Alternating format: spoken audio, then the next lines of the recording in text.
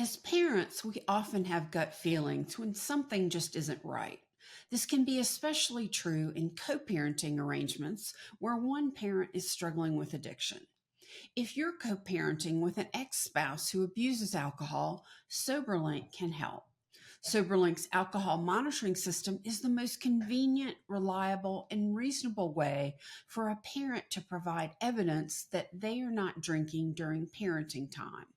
The system's real time alerts, facial recognition, and tamper detection ensure the integrity of each test so you can be confident your kids are with a sober parent. With SoberLink, judges rest assured that your child is safe, attorneys get court admissible evidence of sobriety, and your kids are able to maintain healthy relationships with both parents. To sign up and get $50 off your device, visit www.soberlink.com/empowered.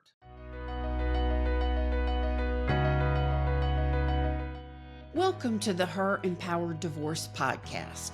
I'm your host, Beverly Price. With my 30 years of divorce coaching experience, I fully prepare you for the critical decisions that will impact you for the rest of your life. Through this podcast, you'll gain valuable insights on all aspects of divorce, from the logistical and financial to the emotional and legal.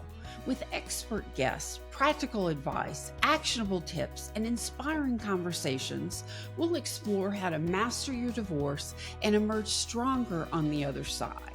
You don't have to face this alone. Let's start this journey together and create a better future. So, without further ado, let's get started with the show.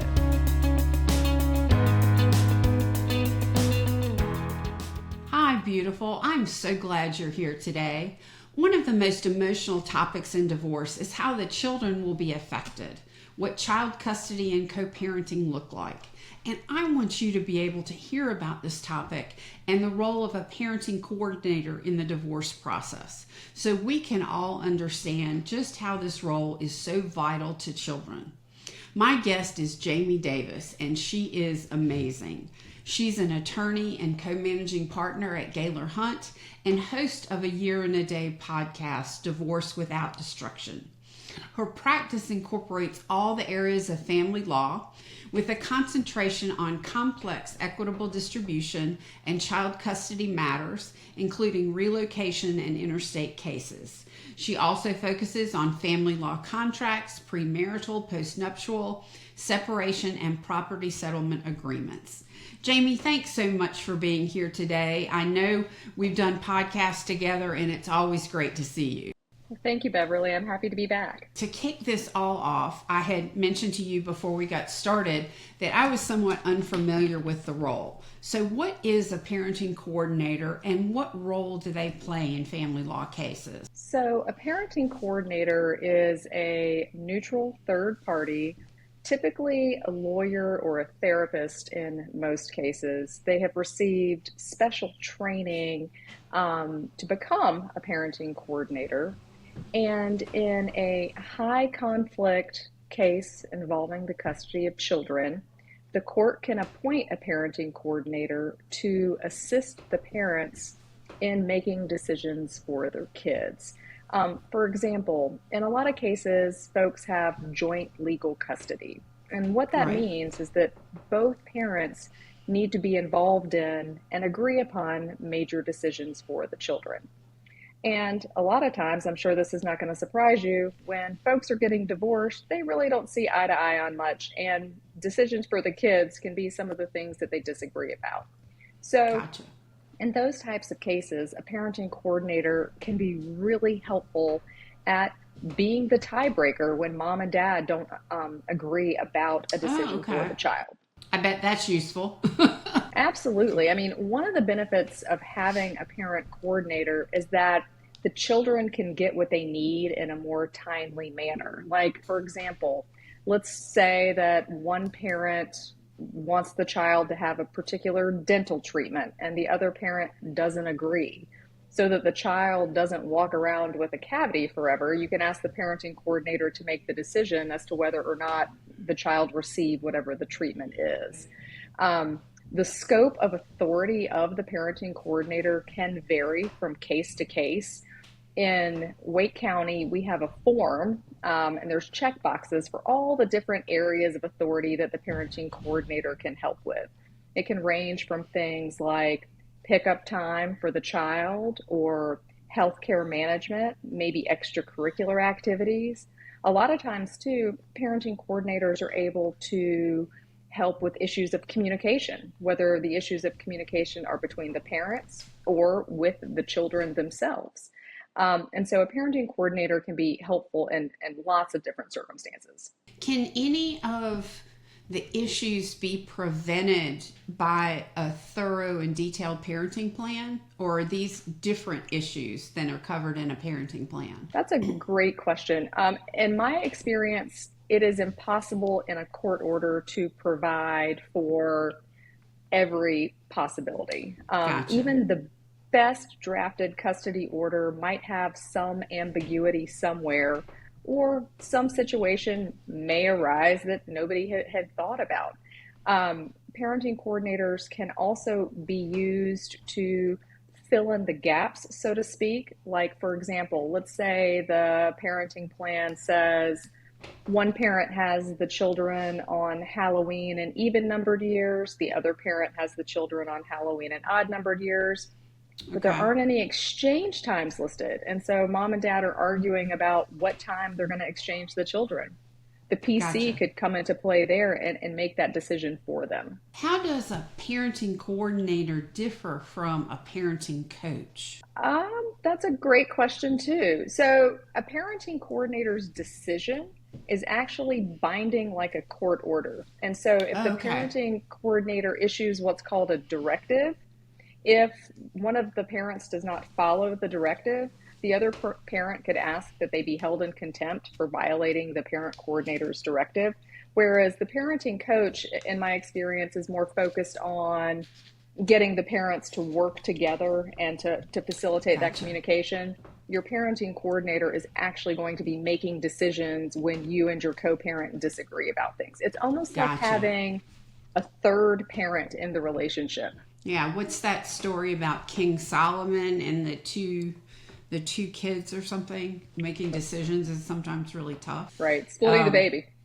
yeah, absolutely. So, are there places where you have to get into managing communication and facilitating decision making because the co-parents have just ongoing conflict? Absolutely. So I actually work as a parent coordinator in some cases, and oftentimes one of the first issues I'm asked to decide is communication between the parents. How will they communicate? How frequently? Are they going to use a particular method? There are several online platforms that parents can use to communicate. Our Family Wizard is one of them. Talking Hmm. Parents is another one. And so a lot of times, one of the first things I'll do is implement some of those rules for how the parents are going to communicate. And the rules will depend upon the level of conflict between the folks. I mean, there have been some cases where we have to put parameters in place that they're only permitted to communicate on certain days. One parent can Gotcha. send a message one day a week, another parent can send it on a different day, but outside of those particular times, they're not supposed to be communicating with one another. Many of us have been taught to spend all our time, money, and energy investing in husbands, children, community, church, family, and others, but not ourselves. Divorce is not the time to do this. I'm Beverly Price, the empowering divorce coach who guides you on your journey before, during, and after. The next steps you will take set the stage for your entire divorce and life afterward. I help you prepare fully for what is to come, understand and navigate the process, come to terms with your emotions, avoid costly mistakes, and create an empowered life after. With the right support and guidance, you can move through the process with knowledge, strength, and confidence. Schedule a free consultation with me at herempowereddivorce.com. Let's journey to the other side of divorce together. And now let's get back to the show. This sounds really great. Can you help make it a little more real for me by examples or success stories that you have where a parenting coordinator's involved? Sure. So, a lot of times parents disagree about school choice. One of the Oh, benefits of a divorcing family is that either parent's address can be used as the base school for the child, and in certain school districts, both parents may have really great school options for the kids. And so they can't agree on which address should be used and which school the child should go to. And so if in the order that appoints the parenting coordinator, the coordinator is given the authority, they can actually make that decision about school choice. And so I've had numerous cases where that has really been the biggest issue for the parents, that they just can't okay. decide which school. And so I made a decision in one case about the school, and everyone was on board with the decision. And after that, the child actually got into a different school, and the parents were able to agree after my decision that the child attend a different school. And so I was very pleased to see that they had begun to work together. I mean, part of the parent coordinator's job is to work themselves out of a job. Our goal is to get Yes. folks to a place where they can communicate without us and they can make decisions about their children without the parenting coordinator, because as the parents, they know what's best for their family. What happens when the conflict is so great that that the two are so far apart? Do you kind of take over everything, all the decisions?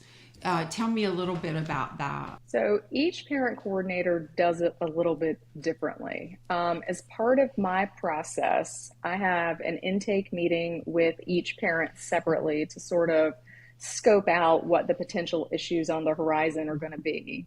And after that, I tell them how I will make a decision. If there is an issue that arises, I always ask first that they attempt to resolve it with the other parent.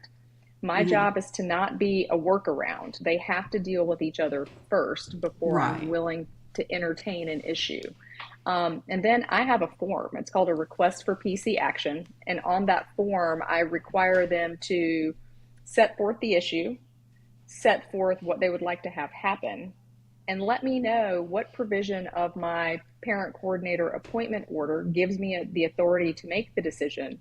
And then I actually ask them to check a box, an initial saying they've tried to work it out with the other parent first. Ah. So, regardless of the level of acrimony, it's really important that the folks try to agree on the issues first. And then when they can't, the parent coordinator can step in and be that tiebreaker. So, if the parenting coordinator is a neutral party, does that mean you cannot also be the attorney to one of the spouses? Yep, that's right.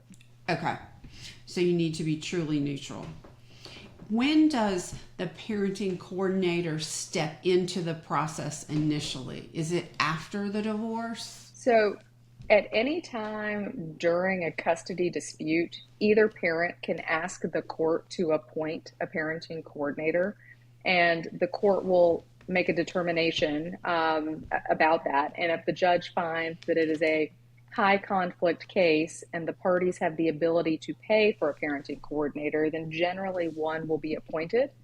In other cases, when folks are able to resolve their custody issues themselves, provided they end up with a consent order rather than just a contract, they can also agree that a parenting coordinator be appointed. So, can you also work with other professionals like therapists or counselors, maybe even a parenting coach to provide comprehensive support? So, if there is a particular issue on the table, and for me to get all of the information I need to make a decision about whatever the issue is, I can reach out to therapists or other professionals who are working with the family to get additional information. Part of the appointment order provides that the parties will cooperate and sign any releases that are needed for me to obtain whatever information I need to address the issue. What advice would you give parents to really improve their co-parenting and their communication? Because I know that is so challenging. I often refer my PC clients to a book that Bill Eddy wrote. It's called Biff for Co-Parenting. Yep. And it sets forth that, communications between co-parents should be brief, informative, friendly, and firm. And I try to get folks out of the habit of every single response to their co-parent being this long narrative about everything that happened during their divorce. None of that is necessary anymore. I mean, at the end of the day, the goal is to do what is best for your children. And Right. often that means being able to make timely decisions for your kids so that they get what they need in a timely manner.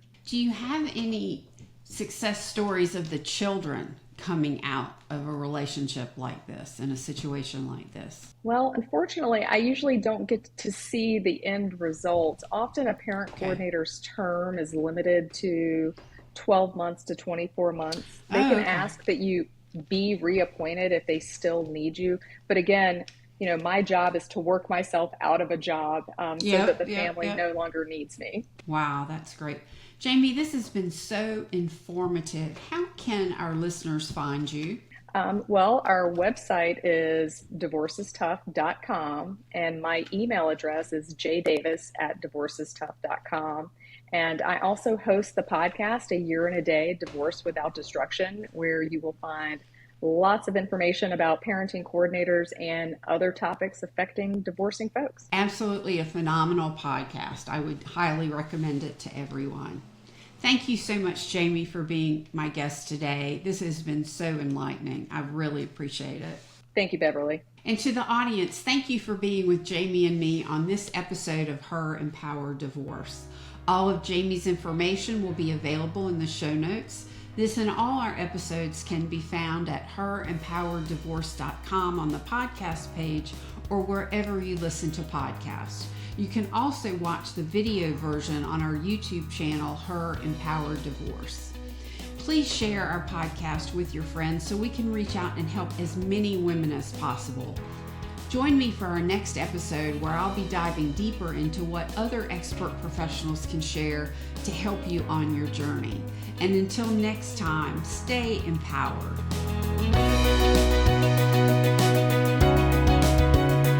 Thank you for listening to the Her Empowered Divorce podcast.